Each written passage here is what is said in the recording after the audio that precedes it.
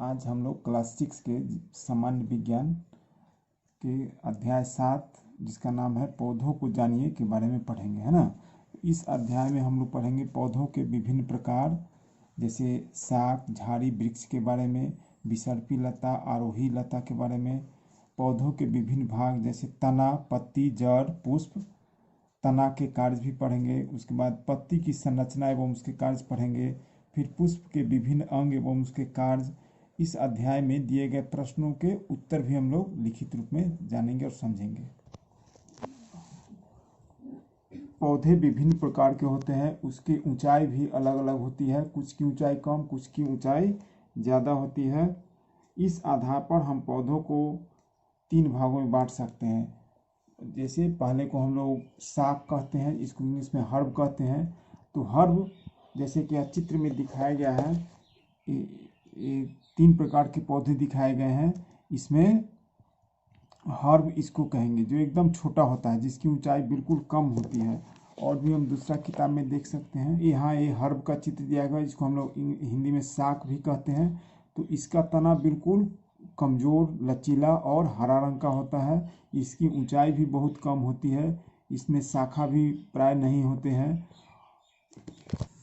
तो हर्ब, इसको थोड़ा अच्छा से दिखाई देता है।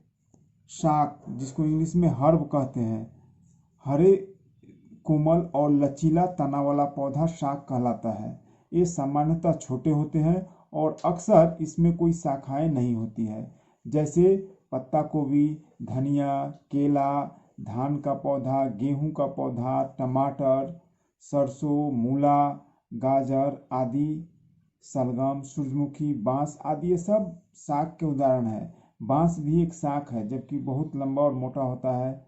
उसी तरह केला का जो पेड़ होता है, वह केला का पेड़ होता है, वह भी एक, केला भी एक प्रकार का बहुत बड़ा शाक ही है। उसको ऊंचाई ज़्यादा है, फिर भी उसको हम झाड़ी या वृक्ष नहीं कह सकते हैं, उसको हम लोग शाक ही कहेंगे। ये शाक है। अब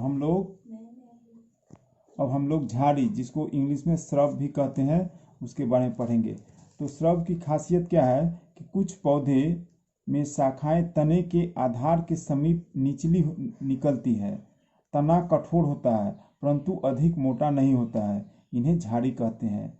जैसे गुलाब, अनार, मेहंदी, जस्मीन, चमेली और नींबू, ये सब क्या है, झाड़ी के उदाहरण हैं। झाड़ी का ऊंचाई ज़्यादा नहीं होता है, यह शाक से इसकी ऊंचाई ज़्यादा होती है और वृक्ष से इसकी ऊंचाई कम होती है। अब हम लोग कुछ झाड़ी का उदाहरण यहाँ देख, ये झाड़ी का चित्र दिया हुआ है। उसी तरह झाड़ी का एक दूसरा उदाहरण भी यहाँ दिया हुआ है। देखो, अब हम लोग वृक्ष के बारे में पढ़ेंगे। वृक्ष को इंग्लिश में ट्री कहते हैं। कुछ पौधे बहुत ऊंचे होते हैं, इनके तने सुदृढ़ एवं गहरे भूरे होते हैं। इसमें शाखाएं भूमि से अधिक ऊंचाई पर तने के ऊपरी भाग से निकलती है, इन्हें वृक्ष कहते हैं। जैसे आम, नीम, पीपल इत्यादि, ये सब वृक्ष के उदाहरण है। ये काफ़ी ऊंचे होते हैं और काफ़ी लंबे दिनों तक रहते हैं। एक गाछ का चित्र दिया हुआ है, ये झाड़ी है।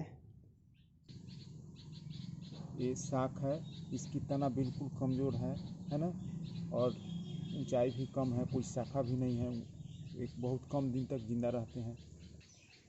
ये वृक्ष है।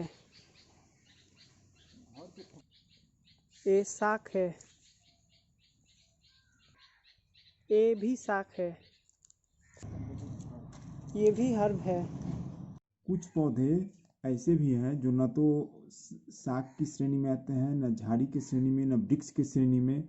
उसकी अलग खासियत होती है इनकी, जैसे कि तरबूज हुआ, कद्दू हुआ, या लाव का पेड़ हुआ, या मनी प्लांट हुआ, ये सीधे खड़े नहीं हो सकते हैं, ये धरती पर रेंगते रहते हैं।